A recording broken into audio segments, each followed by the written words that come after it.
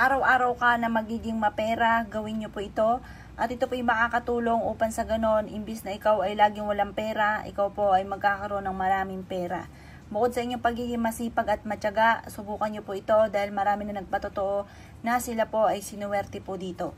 Ganito lamang ang inyo pong gagawin. Kumuha po kayo ng luya na may sibol. Ngayon, ito po ay yung luya, ang gagawin nyo lamang, pumutol ka ng maliit at ihaplos sa inyo pong palad. Ang haplos nito mga bossing ko ay sign ng peso or kaya po ay dollar. Ganun po inyo pong gagawin para maalis kung ano man ang mga negatibong enerhiya na nagdudulot ng kamalasan kung bakit lagi kang walang pera. Ito po ay gawin nyo ng 3 beses. Peso sign or kaya po ay dollar sign mga bossing. Yan. Ito ay gawin nyo ng umaga lamang. Pinakamabisang araw, Tuesday or Friday. At pagkatapos sabihin nyo, simula na ito ng tagumpay ko, hindi na ako mamumblema tungkol sa usapin ng pera. At pagkatapos, kunin nyo po itong kuntil na ito ng luya at ilagay nyo po ito sa inyo pong pouch na kulay pula. Mas mainam, meron ka mga ganito dahil ito po ang lagayan natin ng ating mga pampaswerte. At ito para hindi kalat sa inyo pong bag. Tapos, kumuha po kayo ng asin. Ganyan lamang. Pagkatapos, magwi-wish po kayo. Sa pamamagitan ng pampaswerteng ito, kailanman na hindi na ako mamumblema tungkol sa usapin ng pera. Maraming pera ang darating sa akin at siksikliglig at umaapaw at maraming blessing araw-araw na darating. Ganon ang mga pagwi-wish na walang gamit na sana, direct to the point.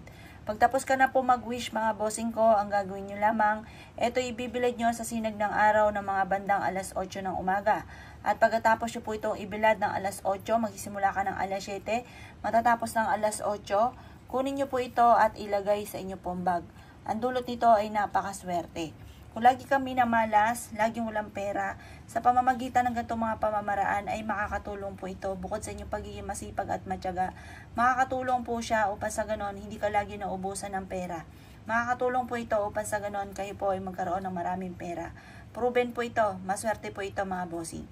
Kaya ako'y kinaniwala at naisyo po itong gawin, huwag ka na magpatumpik-tumpik pa. Subukan nyo po ito at ito ay makakatulong upang sa ganon kayo po ay araw-araw na magkaroon ng maraming pera. Bagamat nababawasan ang wallet po ninyo dahil bumibili ka ng pangangailangan, may kaagad ay bumabalik.